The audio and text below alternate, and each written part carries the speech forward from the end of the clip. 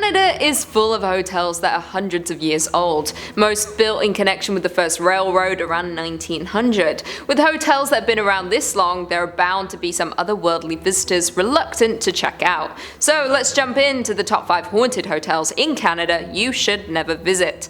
In at number 5 we have James Bay Inn in Victoria, British Columbia. The James Bay Inn opened in 1911 and is the 3rd oldest hotel in Victoria. The hotel has continued to operate, only closing briefly during the war. The hotel was built so that every room has a view outside and access to fresh air. This was the most important thing to the architects. The hotel bought enough land that there is nothing blocking guests' view. In 1942, the hotel was purchased by the Mother Cecilia's religious order. From then until 1945, the hotel was run as St. Mary's Priory. During this time, the building had its most famous visitor, the Canadian painter Emily Carr. The Canadian painter Emily Carr was a patient at the Priory during her illness. It was here that she spent her final days and finally succumbed to her illness. Many believe that her spirit did not pass on. It could have been that she has unfinished business, a painting she had yet to finish. In the final days before she died, she was made aware she was to be awarded an achievement for her life's work, an award she did not live to see. The room that was used for the sick in 1945 has since been refurbished a number of times.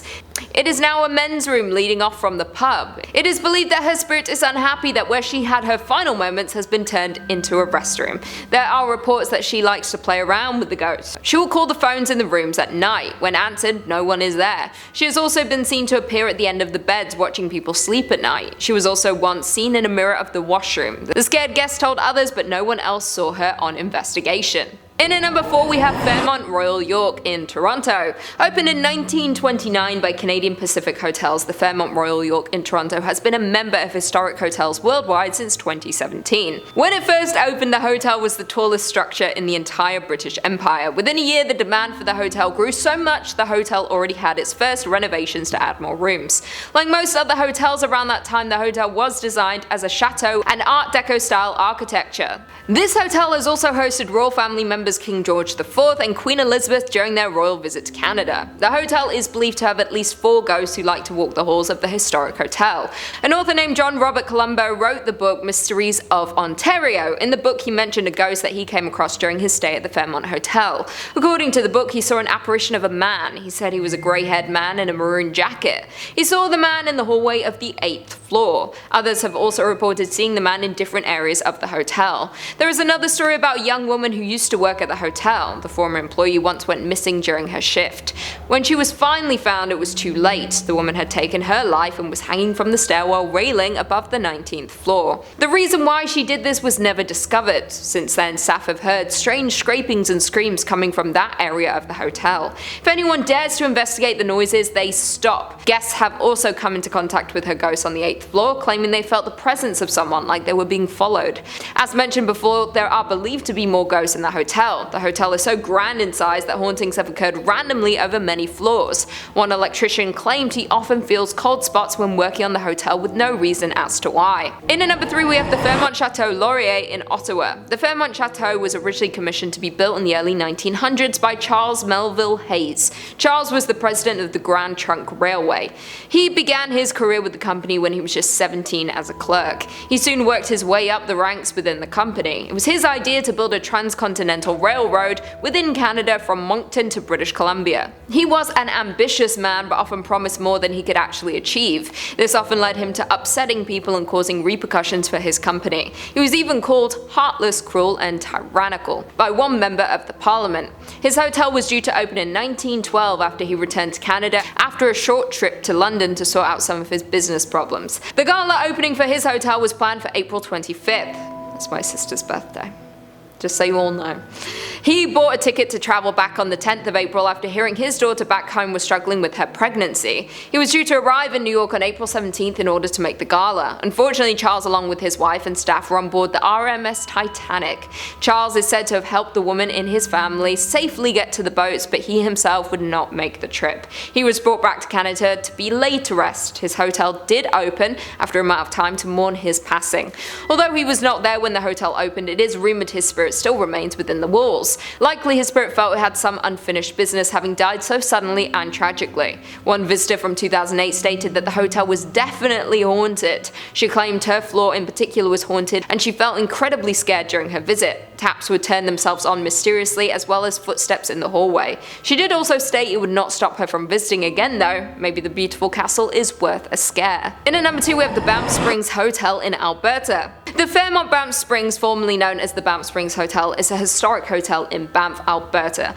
William Cornelius Van Horn, another founder of the railroad, had the idea to build a hotel on the land. When construction began of the railroad in this area, they stumbled across several mineral springs. Seeing the great opportunity, William commissioned a grand hotel be built at the location. Construction started and they relied heavily on Chateau-esque style architecture for inspiration. After 2 years of construction, the Banff Springs Hotel opened its doors in 1886. Quickly became known as one of the top 3 mountain resorts in North America.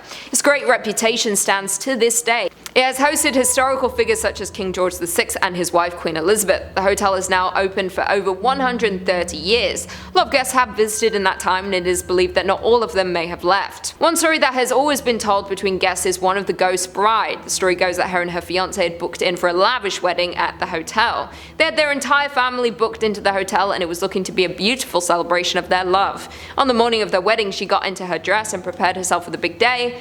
Unknowing to her, what came next was tragic. She wanted to make an entrance into the wedding and decided to descend down one of the marble staircases.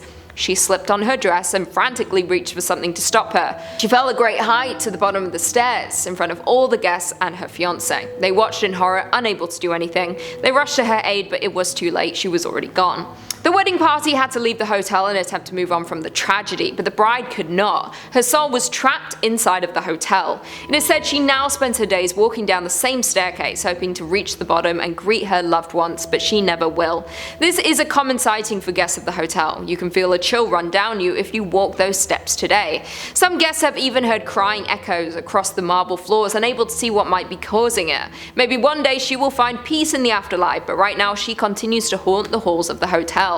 And finally, in at number 1 we have the Fort Garry Hotel in Winnipeg. The Fort Garry Hotel is located in downtown Winnipeg. It opened for the first time on December 11, 1913, and once again has links to the railway. It is one of many hotels owned by Canada's Grand Railway Hotel. It has been designated as a National Historic Site of Canada due to its long history. Any hotel that has been open as long as this one is bound to have some ghosts sticking around.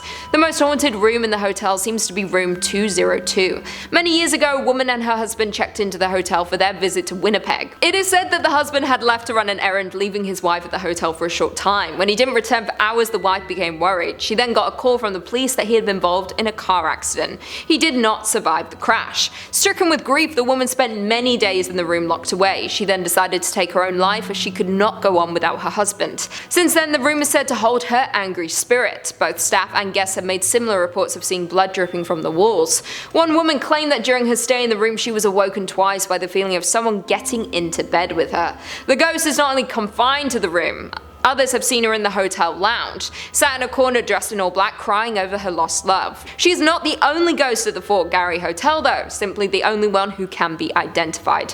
There are also reports of a man. He has been seen at the foot of guests' bed while they sleep. When they awake to confront the intruder, he disappears. One employee once entered the dining hall and saw a man sat at one of the tables. He called to the man that he would have to leave. He went to get help, but when he returned, the man was gone. Well, there we have it. Which of these hotels scared you the most? Leave us all your thoughts and feelings in the comments down below, and perhaps we can do a part 2. And on that note, if you haven't already, be sure to give this video a big thumbs up, and until next time, I'll see you later.